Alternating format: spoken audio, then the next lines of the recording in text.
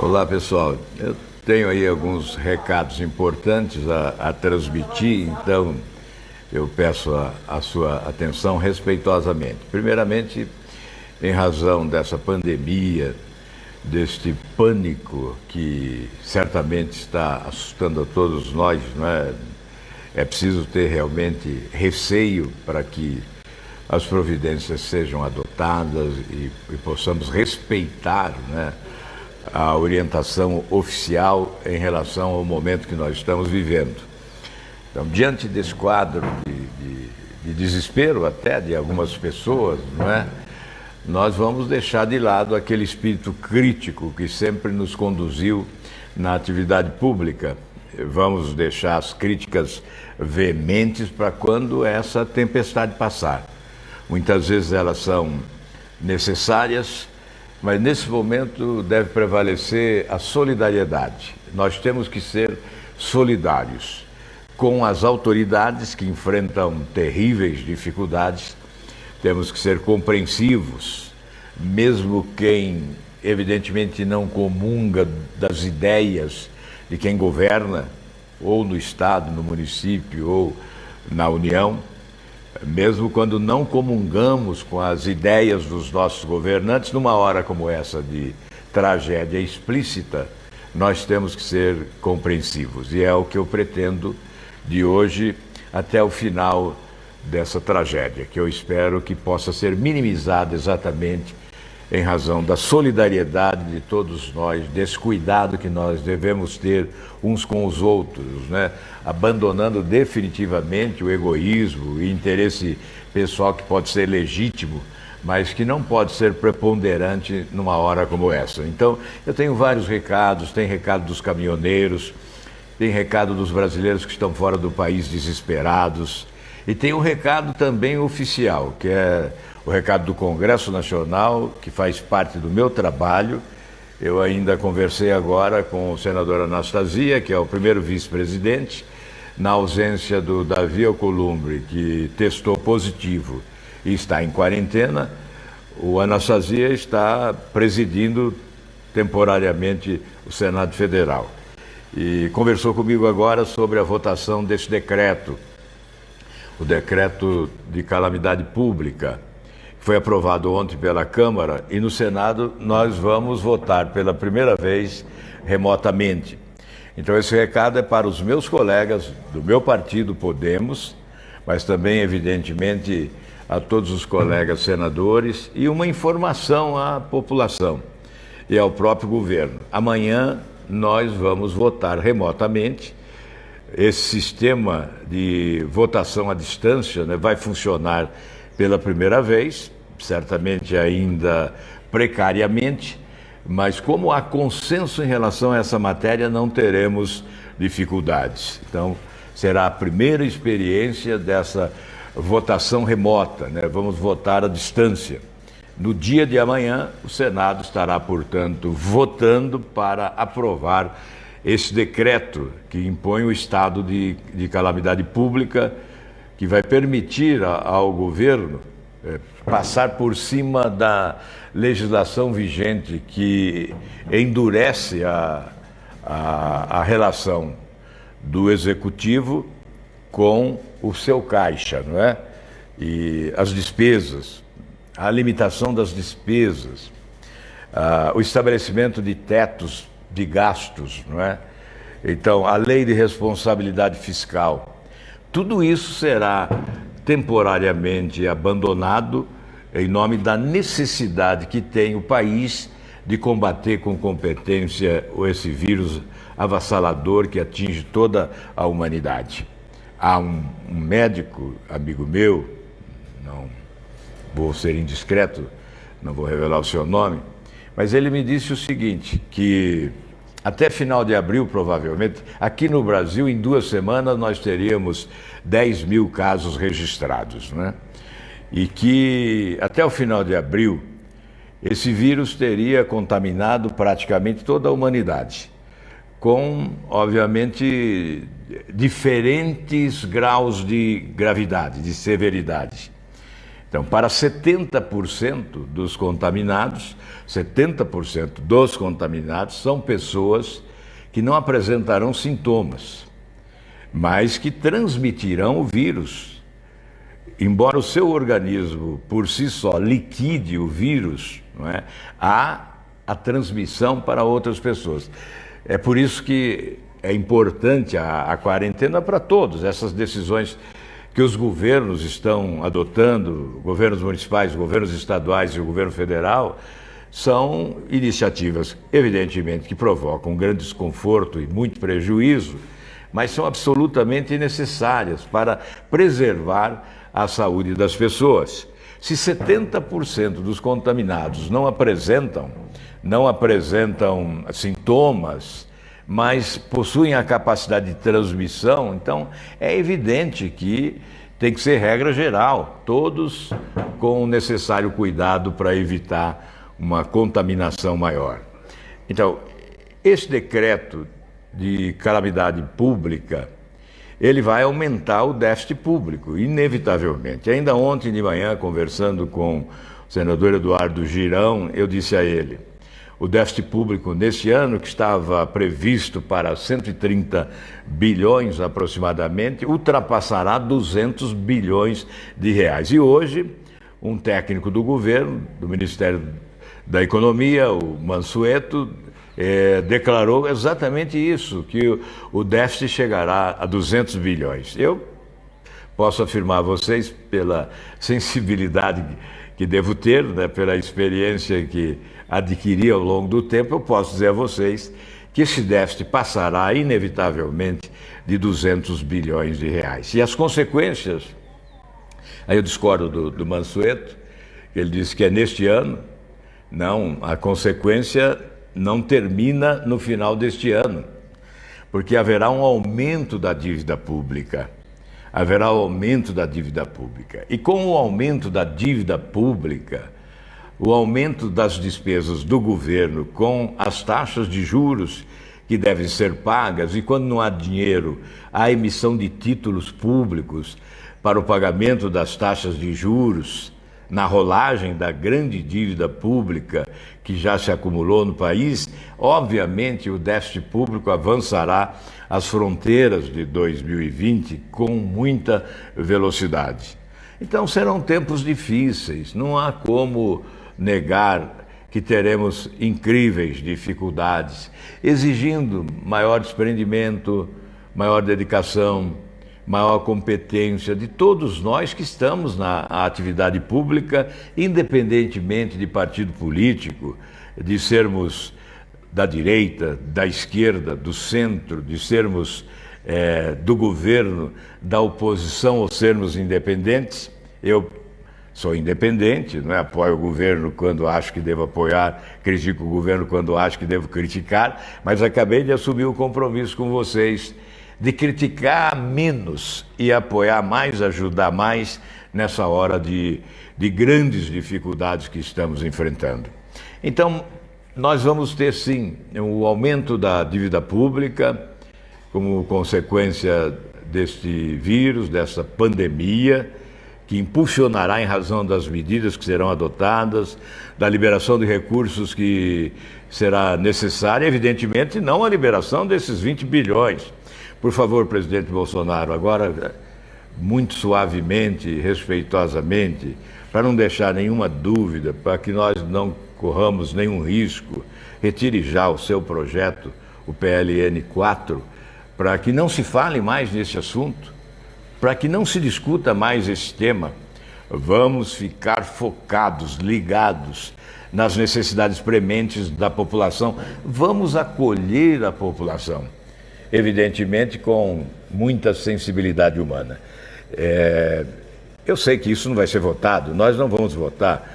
Por esse processo de votação remota não é possível, porque o que ficou definido é que votaremos remotamente no Senado. Então não haverá, em sessão do Congresso, não haverá esse sistema de votação remota. Então não corremos o risco, pelo menos por enquanto, de votarmos esse PLN 4. Mas seria um gesto do presidente da República que demonstraria evidentemente, muita preocupação com o gasto público, né, com o gasto de qualidade direcionado para a emergência, para a prioridade atual, e obviamente teria uma compreensão de todos do Congresso Nacional, até mesmo daqueles que estavam muito ansiosos para colocar a mão nesse dinheiro. Então, nós imaginamos que, inclusive, o fundo eleitoral deveria ser rediscutido. Não há, evidentemente, forma de alteração a não ser com mudança na legislação eleitoral. E nós sabemos também que há aí uma cláusula pétrea da Constituição, acho que o artigo 16, que não se mexe na legislação eleitoral menos de um ano antes da eleição. Então nós já estamos a menos de um ano da eleição, então vamos ser francos e vamos ser sinceros, não há como alterar a legislação agora. Mas quem sabe pudesse ocorrer um grande acordo diante das dificuldades que nós estamos vivendo, não é? Esta é uma suposição, eu tenho recebido sugestão para adiar esta eleição, mas se não for possível adiar a eleição, por que não cortar profundamente os gastos na campanha eleitoral e reservar uma parte? Isso pode ser até simbólico, pode não ser muito, mas é uma demonstração de sensibilidade e de responsabilidade pública que cai bem nesta hora, que faz bem nesse momento, que demonstra realmente que as autoridades do país estão preocupadas com a população. Então, dito sobre esse estado de calamidade pública, né, a votação de amanhã, que será a primeira votação remota, né, nós votaremos. Estou aqui me comunicando com todos, com os meus colegas do Podemos especialmente. Recebi esse apelo para conversar com todos os colegas do Podemos, para que essa votação amanhã seja uma votação consensual e sem nenhum questionamento que possa, evidentemente, retardar esse processo, porque nós queremos oferecer ao governo todas as ferramentas necessárias para medidas efetivas. Vamos lá, então, alguns recados. Eu tenho recebido, ontem à noite, mantivemos contato com a diplomacia brasileira, com o Ministério de Relações Exteriores. O meu chefe de gabinete, Paulo Kepler, foi a ponte para esses contatos, em razão de apelos que recebemos do Peru. Me parece que são cerca de 3.500 brasileiros, aproximadamente, que estão no Peru, retidos. Verdadeiro estado de sítio, não é? Estão impedidos, inclusive, de transitar, estão presos em hotel, alguns já sem dinheiro para comer, não é? Outros sem lugar para ficar. Esta que é a realidade. Só em Cusco seriam cerca de 300 brasileiros ilhados, não é? Então nós mantivemos vários contatos ontem à noite e no dia de hoje o Paulo Kepler continua mantendo contatos com a diplomacia para agilizarmos alguma providência que possa permitir o retorno desses brasileiros. Alguns deles são do Paraná, são lá da região de Cascavel, do município de Cascavel. Alguns amigos meus, como Lustosa, como Pingo, como o Jorjão, me procuraram exatamente para tentar ajudar a transferência desses brasileiros para o nosso país. Já há uma autorização do governo, no entanto, não há condições logísticas para que ocorra esse retorno. Então, a diplomacia, o Itamaraty, está tomando providência. Não é só o caso do Peru, existem brasileiros também fazendo apelos em vários países, né? Em Portugal, me parece que em Angola, inclusive, enfim, em várias localidades do mundo, na Europa, há brasileiros que gostariam de retornar e não encontram condições de retorno porque os voos foram cancelados e não há autorização dos governos para que esses brasileiros possam se retirar do país. E nós estamos fazendo esse apelo ao Itamaraty, ao Ministério das Relações Exteriores. Evidentemente, há nossa compreensão em razão das dificuldades. Eu recebi vídeos de lá do Peru, não é? Especialmente de Cusco, de brasileiros de Cascavel, não é? Que estão desesperados, angustiados, desejando retornar. E, obviamente, num momento como esse, de vírus passeando pelo país, não é? Contaminando pessoas, há uma preocupação maior com os familiares que se encontram aqui no Brasil. Então, aqui dessa comunicação direta com todo o Brasil, estou mais uma vez fazendo um apelo para que o nosso Itamaraty, o nosso Ministério de Relações Exteriores, adote todas as providências com o maior esmero possível, com o maior cuidado, né, para que esses brasileiros possam se sentir amparados, apoiados. E uma comunicação permanente com eles certamente é essencial. Nós soubemos que há um consulado lá em Cusco, mas que está fechado. Depois verificamos que não é um consulado oficial do Ministério de Relações Exteriores. É um cônsul honorário que tem a sua residência como consulado. Então, bateram as portas e as portas não se abriram. Não há como o Itamaraty cobrar de um cônsul honorário, né, que ele adote as providências necessárias. Mas então nós estamos com esse cuidado aqui, tentando ajudar à distância, né, porque eu vi agora um vídeo da nossa Patrícia Domingos, lá do Recife, ela dizendo: a quarentena não é férias. Todos nós temos que estar nos dedicando a resolver problemas, mesmo com o Congresso fechado nesta hora. Então é isso que nós estamos fazendo. Aliás, os meus assessores todos estão em casa. Não está em casa o Wolf, que teve que vir aqui para fazer essa live. Mas os outros estão autorizados a permanecerem nas suas residências, mas trabalhando da sua residência. Essa que é a verdade, nós não estamos de férias. Ontem à noite nós estávamos trabalhando. Eu encomendei o Paulo Kepler até muito tarde, com esse contato permanente com o Ministério de Relações Exteriores. Então, nós estamos com problemas em vários países, não é? Para o retorno de brasileiros que lá se encontram e não estão podendo retornar. E aqui, logo muito cedo hoje, eu recebi também um vídeo da estrada. Lá em Santa Catarina estava o Dedeco pilotando seu caminhão e gravou um vídeo fazendo um apelo: não esqueçam dos caminhoneiros. Aí ele contou a história que muitos viveram em Santa Catarina no dia de ontem. Tudo parou, não é? Até parece que nós estamos rememorando aquela música do Raul Seixas, né? O dia em que o mundo parou. Ele anteviu, não é? O poeta também às vezes tem essa inspiração e se antecipa aos fatos. Eu digo sempre que uma das virtudes do bom político é se antecipar aos acontecimentos, para tomar em tempo as providências. Eu vejo que o poeta tem a inspiração e a competência de se antecipar a fatos, porque essa música do Raul Seixas, depois até vamos colocar aí na nossa página, né? Essa música dele relata o que nós estamos vivendo hoje.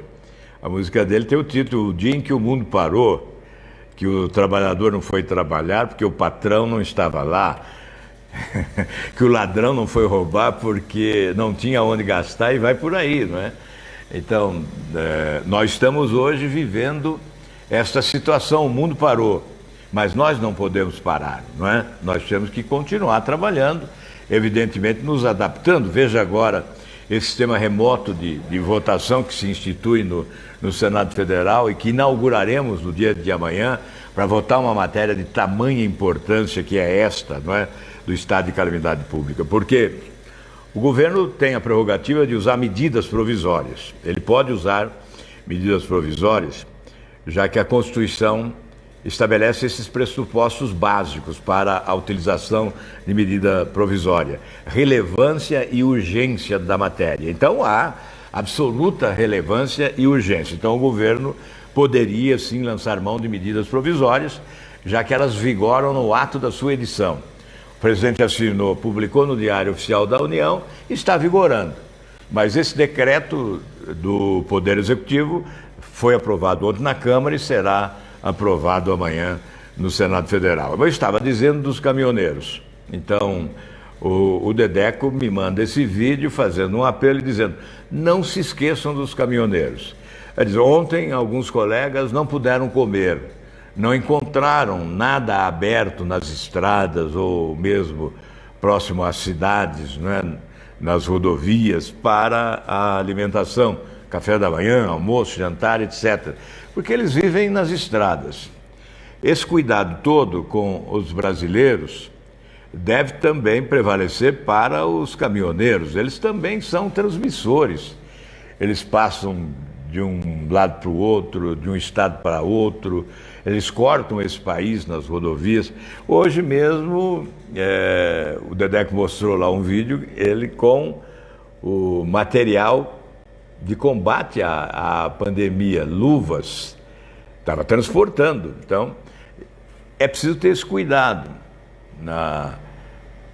O governo deve estar atento para isso, mas nós estamos alertando, estamos pedindo, estamos apelando, já que se é fundamental a continuidade do trabalho deles, é também fundamental uma fiscalização cuidadosa para evitar que eles sejam também vítimas da eventual transmissão desse vírus, que pode ser fatal para alguns, né? Então nós estamos aqui fazendo também esse apelo em nome dos caminhoneiros. Alguns estados adotaram medidas mais rigorosas do que outros. Certamente alguns dirão, há exagero nisso. Mas se essas medidas não forem adotadas e o pior ocorrer, aí dirão que o governante se omitiu. Então é preciso ter essa compreensão neste momento. Alguns acham que o próprio presidente da República, né, acha que há exagero. Eu, particularmente, não vejo exagero. O que está se retratando na mídia é a realidade dos acontecimentos. Porque acho até que não se está noticiando a gravidade de forma absoluta. Por exemplo, eu recebo um recado lá de Juiz de Fora. Olha, eu tentei fazer o teste e não consegui. Não há kit suficiente para testes. Então, estão priorizando, obviamente, aqueles que apresentam sintomas mais claros, não é? Mas a Organização Mundial de Saúde recomenda que se faça teste com todos. E nós não temos essa competência, essa capacidade de fazer o teste para todos. Então, este é o problema. O governante tem que adotar determinadas medidas mais rigorosas que poderiam ser dispensadas eventualmente se nós tivéssemos uma capacidade maior de teste, né, para verificar aqueles que realmente estão verdadeiramente contaminados e aqueles que não estão. Então, são problemas que nós temos que enfrentar e é uma compreensão que não pode nos escapar nesta hora, não é? Então, todo cuidado, preservação da sua vida e da vida dos outros, não é? Preservar a sua vida, a vida dos seus familiares e a vida das pessoas que convivem com você de uma forma ou de outra, não é? Esta é, sem dúvida nenhuma, eu não conheci nenhuma tragédia semelhante, né? Nenhuma pandemia deste porte. Eu nunca vi isso, né? Então, é uma experiência desgraçada, né, que nós estamos vivendo, sem fato inusitado, e nós não sabemos ainda as consequências, já podemos avaliar enormes prejuízos, danos. Nós recebemos notícias de vários países.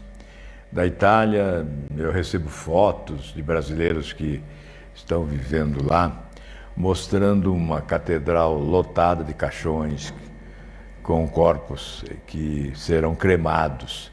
Depois, outro brasileiro manda uma foto com caminhões do Exército transportando corpos para outra cidade, porque naquela já não há mais não há mais lugar. Então, veja, a presidente Merkel, a presidente não, a governante da Alemanha, primeira-ministra, né, Merkel, ela acabou de dizer que nós estamos vivendo uma guerra semelhante à Segunda Guerra Mundial, né?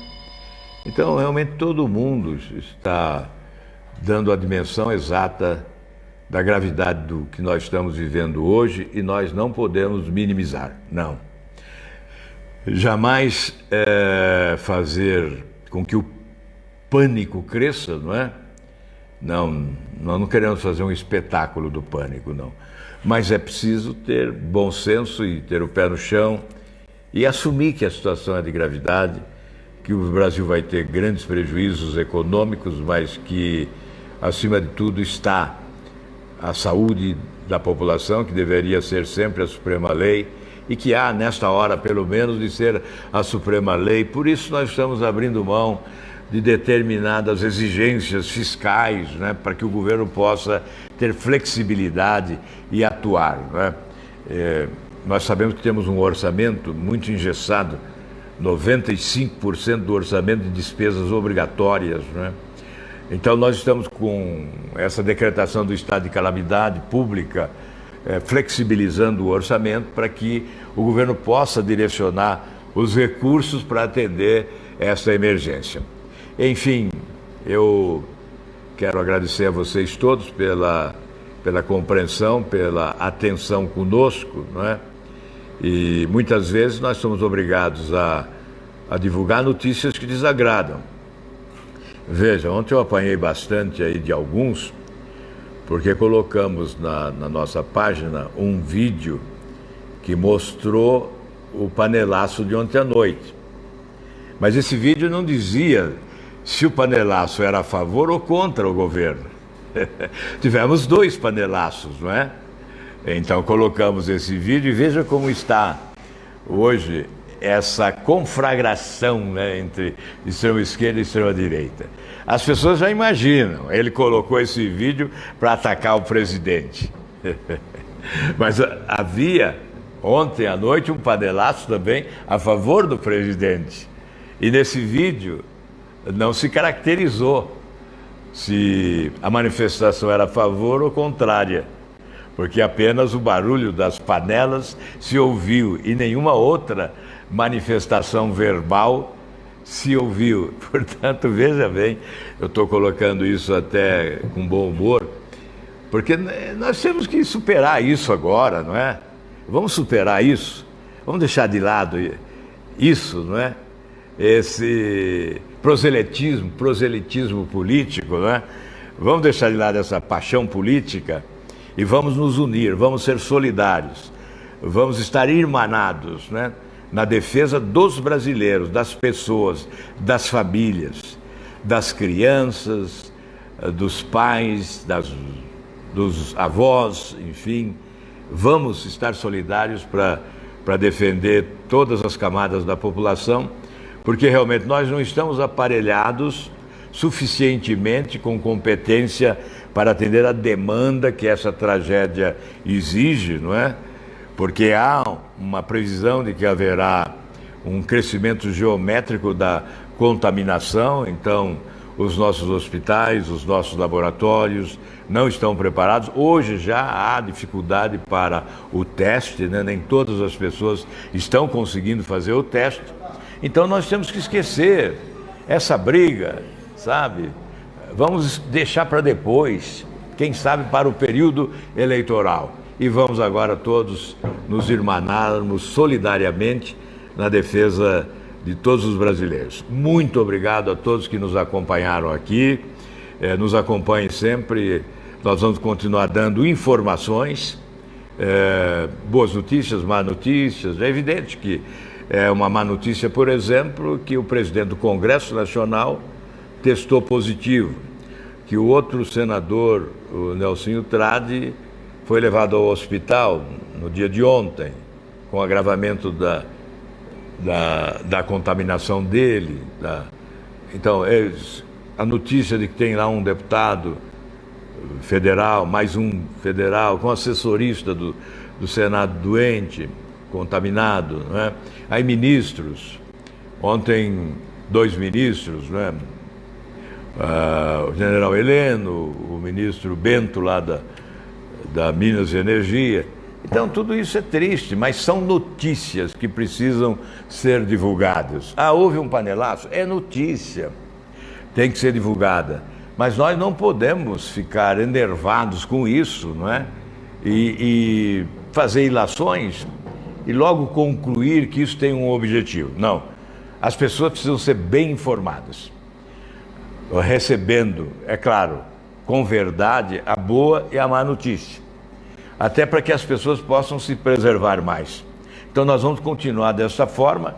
O compromisso que eu estou assumindo é de colocar em primeiro lugar a solidariedade, a compreensão, a participação, a colaboração absolutamente imprescindível de todos nessa hora, alguns em função do cargo que ocupa, da função que exerce, alguns com mais empenho, com mais responsabilidade que outros, mas certamente todos nós temos o dever de contribuir. Obrigado aí aos que nos acompanham. Vá lá, inscreva-se no nosso canal do YouTube também, acompanhe no Twitter e no Instagram. Obrigado a vocês que me acompanharam aqui no Facebook e tenham todos um ótimo dia. Um grande abraço.